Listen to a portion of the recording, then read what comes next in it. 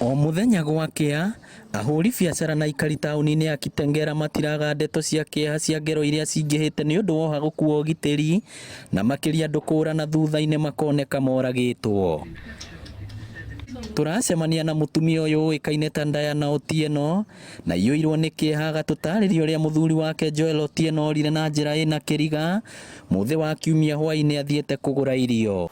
Tangu kupotea kwa mume wangu tumekuwa na shida sana, hatuja settle cause hauwezi lala, tunaongojea hata arudi agonge mlango but hatujamuona.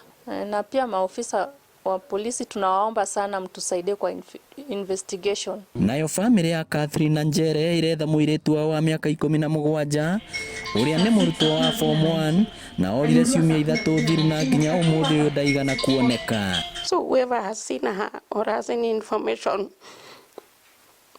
concerning my daughter Ashley, please inform the police or inform any of the numbers that are in the missing child Kenya.